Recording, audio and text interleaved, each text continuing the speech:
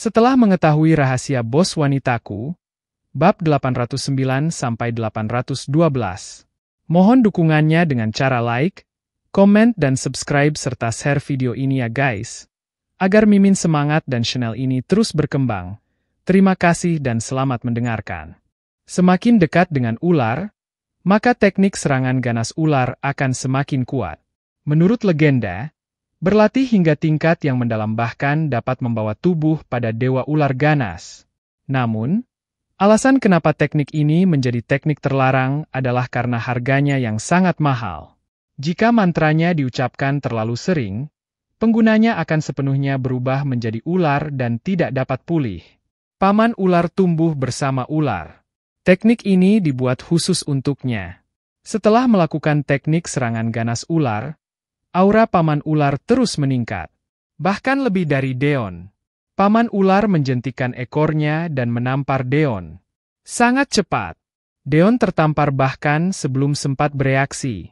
Awan kabut darah keluar dari tubuhnya. Deon jatuh ke tanah, dengan darah menggantung dari sudut mulutnya dan rasa sakit yang meledak. Ayunan ini mematahkan 4 tulang di tubuhnya. Daging dan darah di area yang terkena langsung meledak. Aku barusan khawatir nggak akan punya kesempatan untuk menyerangmu. Tapi nggak menyangka kamu akan datang sendiri ke rumahku. Jangan khawatir, aku nggak akan membiarkanmu mati begitu saja. Paman ular tersenyum dan berjalan menuju Deon. Teknik terlarang legendaris negara Sanju ternyata seperti itu saja. Tahukah kamu bahwa teknik serangan ganas ular adalah teknik kuno negara Lordia yang dicuri?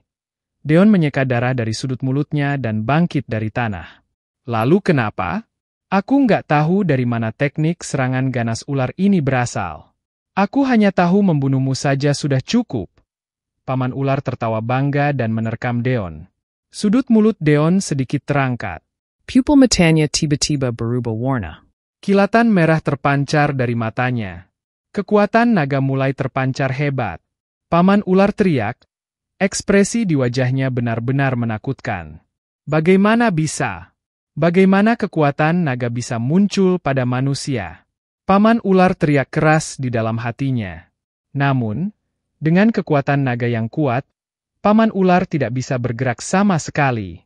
Penindasan dari asal mula kehidupan membuatnya gemetar.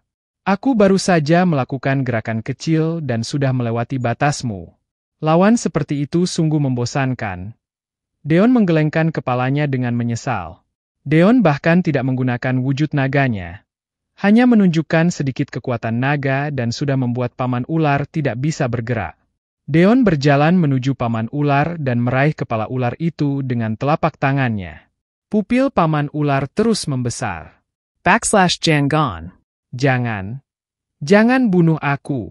Kalau aku membunuhmu, Luna akan mati juga. Paman ular teriak dengan keras. /Oh. Apa kamu masih punya rencana cadangan? Deon bertanya dengan heran. Sejam yang lalu, aku sudah mengirim ribuan ular untuk mencari Luna. Dilihat dari waktunya, mungkin sekarang sudah ketemu. Kalau kamu berani membunuhku, tunggu saja mayat Luna akan ada di depan matamu. Paman ular berkata dengan tergesa-gesa, takut Deon akan menghancurkan kepalanya secara tergesa-gesa. Benarkah? Bagaimana kalau kamu lihat dengan baik lagi? Deon tampak merasa sedikit aneh dan berkata. Ekspresi paman ular berubah dan buru-buru menggunakan kekuatan batinnya. Melalui kekuatan batinnya, paman ular bisa melihat pemandangan di sisi lain ular miliknya. Beberapa saat berikutnya, paman ular tercengang. Ribuan ularnya benar-benar mengepung satu orang. Namun, orang itu bukanlah Luna, melainkan Sandy. Apa? Apa yang terjadi? Paman ular bertanya dengan ketakutan. Oh, tadi malam, ketika ularmu menangkap sebuah aura, aku menggunakan trik untuk menyembunyikan aura Sandy dan membiarkan mereka mengingatnya. Deon tersenyum dan berkata, Paman ular akan segera mengeluarkan perintah untuk menghentikan ularnya. Namun, beberapa saat berikutnya, Deon menghancurkan kepalanya. Dengan kematian paman ular di sekitar Sandy benar-benar berbuat onar. Ular-ular segera mengerumuni. Di tengah teriakan putus asa Sandy, Ular-ular itu memakan tubuhnya. Namun dalam sekejap mata, yang tersisa hanyalah kerangka. Sandy tidak pernah menyangka bahwa dirinya akan diselamatkan oleh Deon. Tetapi pada akhirnya akan mati di tangan paman ular. Deon membakar rumah yang ditinggalkan dan tubuh paman ular, lalu kembali ke perusahaan Windy dengan membawa makanan. Pada saat yang sama, keluarga Wison Kotarisan telah menerima berita kematian Sandy. Selidiki sepenuhnya. Kita harus menyelidiki semuanya. Ibu Sandy teriak dengan marah, matanya pun sudah merah. Dia hanya punya seorang putra. Sekarang, kematian putranya benar-benar membuat dunianya runtuh. Nyonya, kami sudah menyelidikinya. Pembunuhnya adalah paman ular. Seorang pria parubaya berdiri di depan Ibu Sandy dengan kepala menunduk dan berbisik. Kebenarannya tidak sulit untuk diselidiki. Di lokasi kematian Sandy, ribuan tubuh ular berbisa menumpuk. Melalui penyelidikan, mereka dengan cepat menentukan bahwa ular berbisa ini adalah ular dari paman ular. Paman ular hanyalah bawahan keluarga Wison. Beraninya sekali menggigit tuannya, pembunuhnya pasti orang lain. Kalaupun memang paman ular, pasti akan menggunakan orang lain untuk membunuh Sandy, kata Ibu Sandy dengan sangat kesal. Kalau bukan paman ular, maka hanya satu orang yang memiliki kemungkinan tersebut. Hanya dia yang punya motif dan keberanian. Pria parubaya itu berpikir sejenak dan berkata, "Siapa?" Ibu Sandy menatap pria parubaya itu dengan cahaya dingin di matanya. "Deon, manajer umum perusahaan Windy. Di Provinsi Hollow, dialah satu-satunya yang punya konflik dengan Tuan Muda Sandy dan dialah satu-satunya yang berani melawan Tuan Muda Sandy," kata pria parubaya itu. "Aku beri waktu 1 hari untuk membawanya ke hadapanku," kata Ibu Sandy dengan nada membunuh. Alasan kenapa tidak mengeluarkan perintah untuk membunuh Deon bukan karena takut membunuh orang yang salah, tapi karena dia ingin memotong Deon dengan tangannya sendiri. Pada saat ini, ayah Sandy membuka pintu dan masuk ke dalam rumah. Dia belum menerima kabar kematian Sandy. Ibu Sandy hendak berbicara tapi langsung melihat kerutan di keningnya. Ibu Sandy sudah lupa sudah berapa tahun tidak melihat ekspresi seperti itu pada diri suaminya. Bagaimanapun, suaminya bertanggung jawab atas kotarisan yang melibatkan makanan, minuman, dan lainnya. Hanya ada sedikit hal di dunia ini yang dapat membuatnya malu. "Katakan pada Sandy yang jahat itu untuk kembali ke kotarisan," ayah Sandy berteriak dengan marah. "Apa yang dia lakukan lagi?" Ekspresi Ibu Sandy terlihat tidak senang. "Dia menjual obat-obatan palsu, menyebabkan semua tokoh terkemuka di Provinsi Hollow terkena racun." Ayah Sandy menepukkan telapak tangannya ke atas meja dan menggertakkan gigi. Sekarang, orang-orang berkuasa di Provinsi Hollow memberikan tekanan pada farmasi mulia. Mereka bahkan sudah mengadu ke level tertinggi negara Lordia. Setelah mendengar ini, Ibu Sandy untuk sementara menyembunyikan berita kematian Sandy jauh di dalam hatinya. "Apa yang harus kita lakukan mengenai hal ini?" Ibu Sandy tampak khawatir. Segala sesuatu yang dimiliki keluarga Wison adalah hasil kerja keras ayah Sandy dan keluarganya selama 5 generasi. Jika kehilangan semua ini, Ibu Sandy tidak bisa membayangkan seperti apa hidupnya nanti. "Aku dengar bahwa ada seseorang bernama Deon yang bisa menyembuhkan racun semacam ini. Meskipun ada beberapa kesalahpahaman sebelumnya, aku yakin selama kita bersedia membayar harga yang cukup, Deon pasti akan membantu," ayah Sandy berkata dengan suara yang keras. Setelah mendengar ini, Ibu Sandy tercengang. Dia baru saja ingin Deon tertangkap dan dieksekusi dalam 1 hari ini. Di sisi ini, suaminya ingin meminta bantuan pada Deon. Untuk sesaat, Ibu Sandy menjadi sangat bingung. "Pak Leo, cari rute penerbangan sekarang. 10 menit lagi, bawa aku ke Provinsi Hollow dengan naik pesawat. Aku ingin bertemu langsung dengan pria yang bernama Deon," perintah ayah Sandy. Pak Leo memandang Ibu Sandy dengan ekspresi gelisah di wajahnya. Kenapa? "Apa ada masalah? Apa kamu sudah nggak patuh perkataanku?" Melihat Pak Leo tidak langsung setuju, melainkan menatap wajah Ibu Sandy, Raut wajah Ayah Sandi tiba-tiba menjadi dingin. Aku nggak berani. Aku akan segera mengaturnya, kata Pak Leo dengan buru-buru. Setelah Pak Leo pergi, Ayah Sandi memandang istrinya. Apa ada sesuatu yang kamu sembunyikan dariku? Ayah Sandi sedikit menyipitkan matanya dan bertanya dengan suara yang keras. Ibu Sandi terpaksa untuk tersenyum dan menggelengkan kepalanya. Mana mungkin? Sebaiknya kamu jangan melakukan hal bodoh di belakangku. Setelah mengatakan itu, Ayah Sandi berbalik dan pergi. Naik pesawat pribadi. 2 jam kemudian, pesawat mendarat di kota Chana. Haris keluar dari bandara. Ada sebuah mobil Rolls-Royce Phantom berhenti di depannya. Ayo langsung ke perusahaan Windy. Haris naik ke mobil dan segera memerintah. Pak Deon, ada seseorang yang ingin bertemu denganmu. Luna yang mengenakan rok sekretaris mengetuk pintu, masuk ke kantor Deon dan berkata dengan lembut. Luna telah berhasil memasuki peran sebagai sekretaris.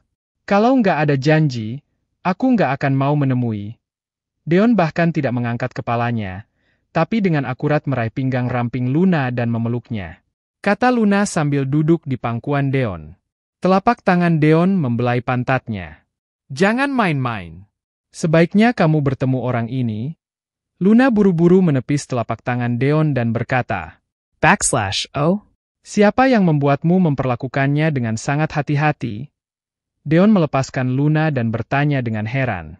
Ayah Sandi, Haris, ketua perusahaan Wison.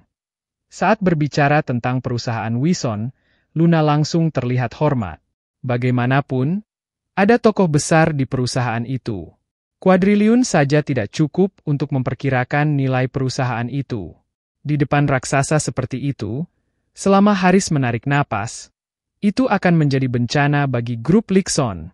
Kenapa dia datang ke sini? Baiklah, demi menghormatinya, aku akan segera menemuinya. Deon tertegun sejenak, lalu berkata, nada suaramu yang keras cukup untuk menakuti orang hingga mati. Luna cemberut, meluruskan roknya dan pergi mengatur pertemuan antara Deon dengan Haris. Pertemuan keduanya diatur di ruang resepsi perusahaan Windy. Begitu melihat Deon, Haris tidak bersikap sombong sama sekali dan tersenyum dengan cerah. Pak Deon, memang pria yang sangat hebat. Haris berinisiatif mengulurkan tangannya kepada Deon. Deon agak terkejut dengan keramahan Haris. Setelah berjabat tangan dengannya, Deon segera menggaruk kepalanya. / Kenapa? Kamu masih belum tahu kalau anakmu sudah meninggal? Deon bertanya. Sejauh yang dia tahu, Haris hanya punya satu putra yaitu Sandi.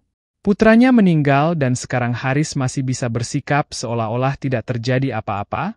Beberapa saat berikutnya, senyuman di wajah Haris menghilang. Raut wajahnya menjadi semakin suram.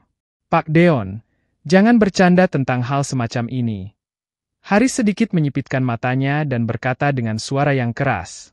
Ternyata Haris tidak mengetahui kabar meninggalnya Sandi. Setelah memikirkan hal ini, Deon sedikit bingung. Sandi meninggal di rumah. Ada pelayan juga di rumah. Tidak ada alasan kenapa Haris masih belum mengetahuinya. Pak Haris, kamu bisa memastikannya dengan menelepon saja. Deon menggelengkan kepalanya dan berkata. Haris tidak bisa duduk diam.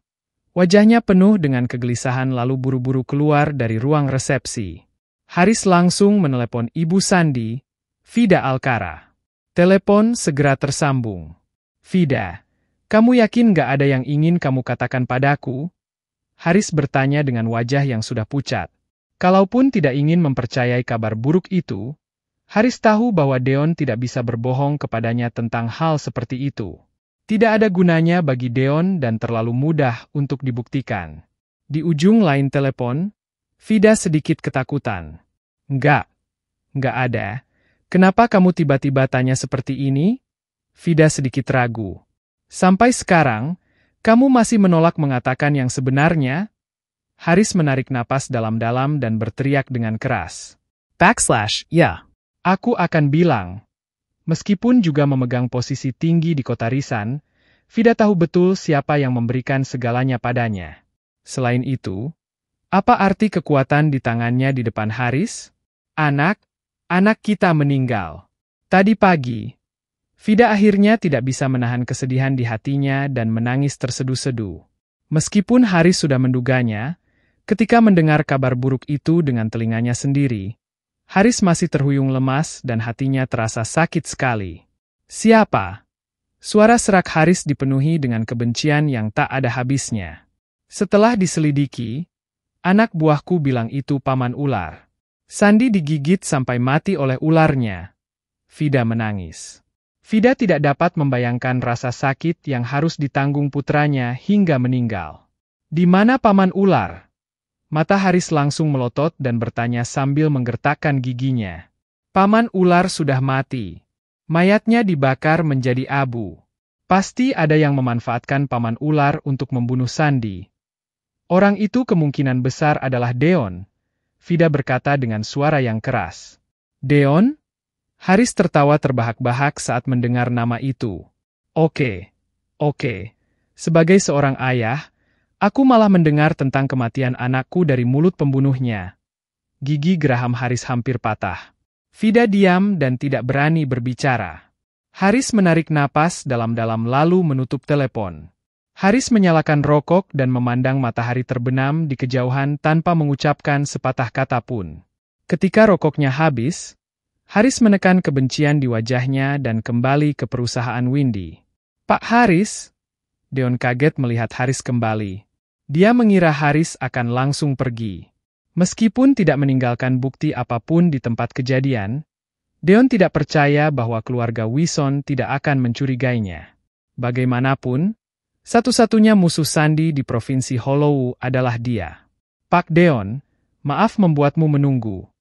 Haris sebenarnya menunjukkan ekspresi permintaan maaf kepada Deon dan berkata sambil tersenyum. Tiba-tiba, Deon mengerutkan kening. Anjing yang menggigit tidak menggonggong. Orang-orang seperti ini adalah yang paling menakutkan. Pak Haris sengaja datang ke sini dari kota Risan. Ada masalah apa? Deon berkata dengan tenang. Pak Deon, kalau begitu aku nggak akan basa-basi. Dulu, Sandi memang salah. Sekarang, Sandi juga telah dihukum. Bukankah lebih baik kamu memberikan obat penawarnya? Haris bertanya sambil tersenyum minta maaf.